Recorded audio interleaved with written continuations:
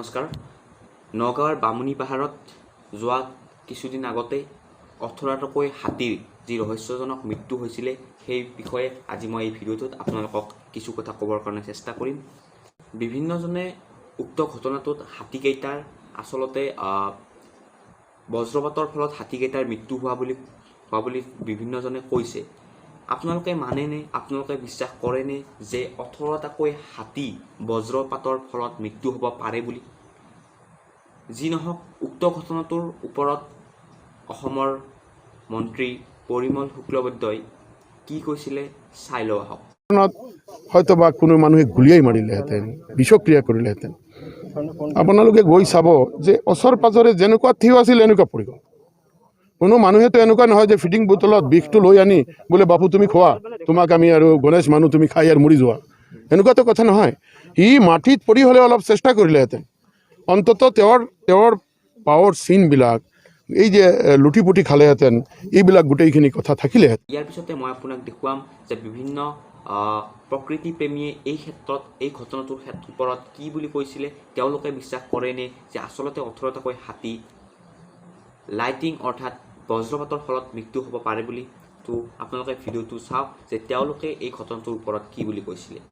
আমি বিচাৰিছোঁ যে অসম চৰকাৰে যাতে এই ঘটনাৰ এটা উচিত তদন্ত কৰে আৰু যদি প্ৰাকৃতিকভাৱে যদি হাতীবোৰৰ মৃত্যু হোৱা নাই, এইটো যদি হত্যা হয়, তেতিয়াহ'লে হত্যাকাৰীক যাতে উচিত শাস্তি প্ৰদান কৰে। এই ঘটনাটোৰ সম্পৰ্কে বিতংকে জানিবলৈ হ'লে আমি অলপ অপেক্ষা কৰিব লাগিব। আমি পোষ্টমৰ্টম ৰিপৰ্টৰ কাৰণে ৰখি আছোঁ। কিন্তু এনেকুৱাকৈ হাতী মৃত্যুৰ ঘটনা অসম কি উত্তৰ পূৰ্বাঞ্চলত প্ৰথম। আমি বিচাৰোঁ যে ইয়াৰ অতি তদন্ত হ'ব লাগে আৰু যদি দোষী কোনো মানুহক পায়, যিসকল দোষী, যদি এইটো হত্যাৰ ঘটনা হয়, তেতিয়াহ'লে যাতে হত্যাকাৰী উচিত শাস্তি প্ৰদান কৰে। যে বজ্ৰপাতত হ'ব পাৰে সেইটো এক্সপাৰ্টসকলে মানি লোৱা নাই। আমি যোৱাকালি সমূহ তথ্যচিত্ৰ আপোনালোকৰ জৰিয়তে সংগ্ৰহ কৰি দিল্লীত থকা দিল্লী ছলিডাৰিটি গ্ৰুপ আৰু অন্যান্য প্ৰকৃতিপ্ৰেমী সংগঠনলৈ পঠোৱাৰ পিছত আমাক তথ্য সহকাৰে জনাইছে যে যদি বজ্ৰপাতত মৰে তেনেহ'লে এটা ঠাইত থুপ খাই থাকিব লাগিব। কিন্তু আপোনালোকে নিজে দেখিছে যে হাতীসমূহ বিচ্ছুৰিত হৈছে বিভিন্ন স্থানত। দ্বিতীয়তে নৰৱেত এটা ঘটনা হৈছিলে যিটোত 20টাকৈ হৰিণ মৰিছে। আপোনালোকৰ সংবাদ মাধ্যমে মই পূৰ্বতে উল্লেখ কৰিছোঁ, যিটো থুপ বান্ধি আছিলে। 5টাকৈ হাতী পশ্চিমবংগত ঢুকাইছিলে, তাত থুপ। আজি বন বিভাগে কৈছে যে বজ্ৰপাত পৰি পেলাই যিটো ঘটনা সংঘটিত হৈছে, এইটো আচলতে আমি মানি ল'বলৈ টান হৈছে। কাৰণ 4টা হাতী তলত পৰি আছে, বাকী 14টা ওপৰত আছে। গতিকে আৰু বজ্ৰপাত পৰিলে যি ধৰণৰ ধৰি লওক সেই এলেকাটোত সিমানকেইটা হাতী মৰিছে, গতিকে সেই এলেকাটোত বজ্ৰপাত পৰাৰ তাৰ যি চিনমকাম সেই ধৰণৰ ধৰি লওক তেনেকুৱা নাইকিয়া। গতিকে ইয়াত এটা গভীৰ ষড়যন্ত্ৰ থকা আমাৰ সন্দেহ। তো যি নহওক, এই ঘটনাটো এতিয়া সমগ্ৰ অসমেই নহয়, ভাৰতবৰ্ষৰ বিভিন্ন শীৰ্ষস্থানত থকা নিউজ ৱেবছাইটতো এই বিষয়টোত তুমুল চৰ্চা হৈছিলে আৰু বহুতে এই বিষয়টোত ক'ব বিচাৰিছে যে হাতীকেইটাৰ মৃত্যু বজ্ৰপাতৰ ফলত হৈছিলে আৰু বহুতে বিভিন্ন ধৰণৰ কাৰণ দৰ্শাইছে যে হাতীকেইটাৰ মৃত্যু বজ্ৰপাতৰ ফলত কেতিয়াও হ'ব নোৱাৰে। আপোনালোকে যদি চাই যে যিসমূহ ঠাইত আচলতে বজ্ৰপাত পৰে, সেই ঠাইসমূহত বিশেষ কিছুমান চিন আপোনালোকে গম পায় যে সেই ঠাইখিনিত যোৱা ৰাতি বা সেই ঠাইখিনিত বজ্ৰপাত পৰিছে বুলি।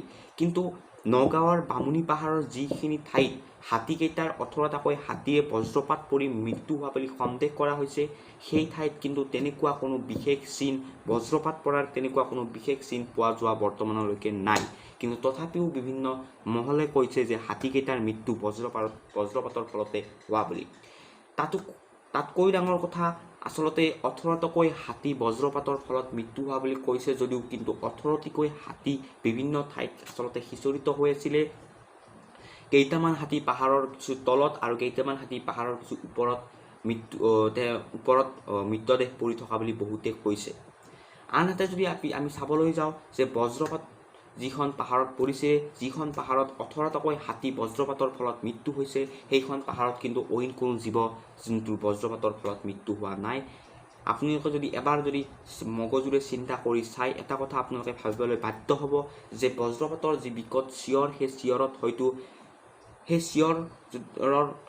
বিভিন্ন চৰাইৰ হয়তো সেই মৃত্যু হ'ব পাৰে। কিন্তু তেনেস্থলত কেনেকৈ এটাও অন্য জীৱৰ মৃত্যু নহ'ল, সেয়াও কিন্তু এক সন্দেহৰ বিষয় হৈ পৰিছে। উক্ত ঘটনাটোৰ ওপৰত বৰ্তমান ছ'চিয়েল মিডিয়াই নহয়, অসমৰ বাহিৰৰ বিভিন্ন নেশ্যনেল লেভেলৰ বিভিন্ন নিউজ ৱেবছাইট নিউজ পৰ্টেলত আলোচনাই নহয়, এতিয়া উক্ত ঘটনাটোৰ ওপৰত বিভিন্ন ধৰণৰ আৰ্টিকল লিখাও ষ্টাৰ্ট হৈ গৈছে। আপোনালোকে উক্ত ঘটনাটো গুগলত চাৰ্চ কৰি সেই আৰ্টিকেলসমূহ পঢ়িব পাৰে। বিভিন্ন ধৰণৰ প্ৰাকৃতিক প্ৰেমীয়ে ক'ব বিচাৰিছে যে উক্ত ঘটনাটোৰ ওপৰত এটা উচ্চ পৰ্যায়ৰ তদন্ত হ'ব লাগে, কিয়নো 18টাকৈ হাতীৰ মৃত্যু তেওঁলোকে সহজভাৱে ল'ব পৰা নাই।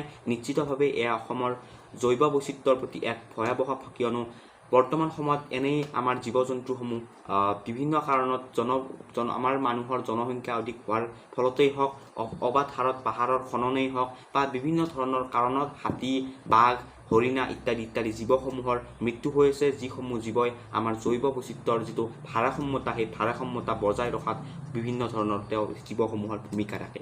গতিকে এই ক্ষেত্ৰত নিশ্চিতভাৱেই প্ৰকৃতিপ্ৰেমীসকলে কথাটোৰ ওপৰত জোৰ দিব আৰু তেওঁলোকে হাতীকেইটাৰ মৃত্যুৰ আচল ৰহস্য জানিবলৈ চেষ্টা কৰিব। যদিহে এই বিষয়টোৰ ওপৰত আৰু কোনো ধৰণৰ নতুন আপডেট পাওঁ, তেনেহ'লে মই আপোনালোকক নিশ্চয়কৈ জনাম, আৰু তাৰ কাৰণে আপোনালোকে মোৰ চেনেলটো ছাবস্ক্ৰাইব কৰি থ'ব। আৰু আপোনালোকে কি ভাবে যে হাতীকেইটাৰ মৃত্যু আচলতে সঁচাকৈ বজ্ৰপাতৰ ফলত হৈছে নে ইয়াৰ আঁৰত আন কিবা ৰহস্য লুকাই আছে? আপোনালোকে মোক নিশ্চিতভাৱে জনাব।